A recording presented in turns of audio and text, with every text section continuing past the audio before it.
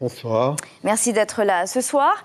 Que dit le gouvernement ce soir, justement? Est-ce que 2500 manifestants contre 65 000 cotisants à la CPS, cela ne pèse pas assez lourd dans la balance pour vous impressionner?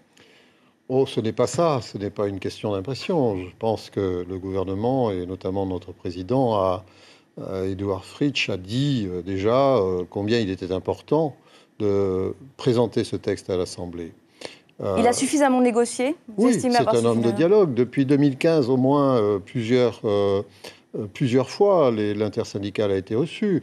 Un conseiller spécial avait été nommé il y a 2 ans et il est maintenant auprès de mon cabinet. Nous avons nous-mêmes reçu plusieurs fois les syndicats. Nous sommes à l'écoute. Mais également, le président est un homme qui sait prendre ses responsabilités. Il a publié une lettre ouverte aux Polynésiens qui explique clairement sa position. L'urgence de faire cette réforme, surtout, et pourquoi il faut la faire. Le déficit de la caisse retraite est aujourd'hui de plus de 36 milliards. Il sera de 64 milliards en 2021 si l'on ne fait rien. Ces chiffres, on les connaît bien. Mais est-ce que vous comprenez que les salariés ne souhaitent pas payer la note du déficit creusé par les gouvernements successifs? Bien sûr. Personne ne souhaite que les salariés payent la note, en quelque sorte. D'ailleurs, je voudrais quand même préciser que la réforme qu'il est prévu de présenter devant l'Assemblée n'entraîne pas de débours particuliers en matière de cotisation. Il n'y a pas d'augmentation de cotisation. Par contre, certes, il faut quand même agir sur certains paramètres, comme l'on dit, notamment l'âge auquel on peut prendre sa retraite et la durée de cotisation. Eh bien, vous agissez sur les deux, puisqu'on travaillera au moins jusqu'à 62 ans, c'est ce que prévoit la réforme, avec un allongement de la durée de cotisation, vous venez de le dire. Les syndicats veulent le retrait du projet de loi à l'Assemblée, ça aussi on l'a compris. Ils ont demandé votre démission aujourd'hui. Oui, c'est le président qui décide de la démission de ses ministres éventuellement. Je ne vois pas pourquoi moi-même je devrais présenter ma démission pour l'instant. Je voudrais préciser une chose, c'est que l'âge auquel on pourra prendre sa retraite, ce n'est pas 62 ans l'année prochaine.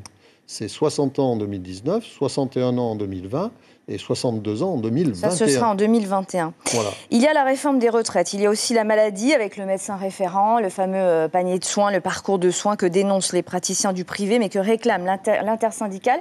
Quelle est votre position ce soir? Oui, c'est un discours récurrent depuis longue date qu'on devrait faire des économies sur la maladie pour pouvoir combler en quelque sorte ou pallier au déficit de la retraite. En fait, les économies sur la maladie sont réalisables, mais dans une mesure tout à fait mineure, et ne suffiront pas. Le médecin traitant, par exemple, est une mesure que nous avons prise. Le texte a été présenté à l'Assemblée, il a été voté. Suspendu. Il est pour l'instant suspendu du fait d'un recours.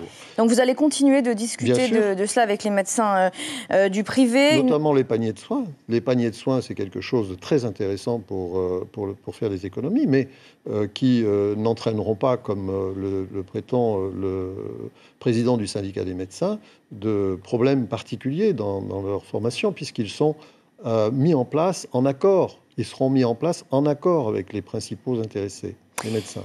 Autre question santé, on compte un IRM en Polynésie contre 11 à La Réunion. Résultat, 6 mois d'attente pour 3000 patients. Le plan cancer 2014-2020 prévoit d'adapter le parc IRM pour que le délai d'attente soit réduit à 20 jours. Pourquoi est-ce que ce n'est pas le cas en Polynésie? Est-ce que cela veut dire que si l'on est atteint d'un cancer, on peut attendre plus que les autres citoyens français pour être soignés? Ou bien est-ce que clairement, vous n'avez pas les moyens de le faire ici? Pas tout à fait. En effet, ce sont d'abord des instruments dont l'usage coûte assez cher.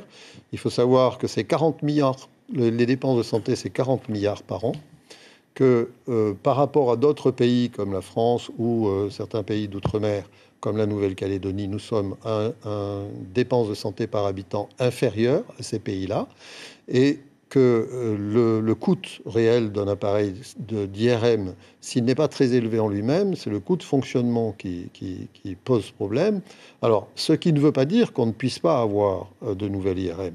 Néanmoins, on a certains autres appareils qui sont en cours d'acquisition ou d'étude, comme ce qu'on appelle le TEP-scan, qui est une forme particulière de ce type d'appareil, le mammographe que nous allons positionner aux Marquises, un scanner que nous allons mettre à Auturois. On ne peut pas tout faire en même temps. Voilà. Très bien, Monsieur le Ministre. Merci d'avoir répondu à nos questions ce soir.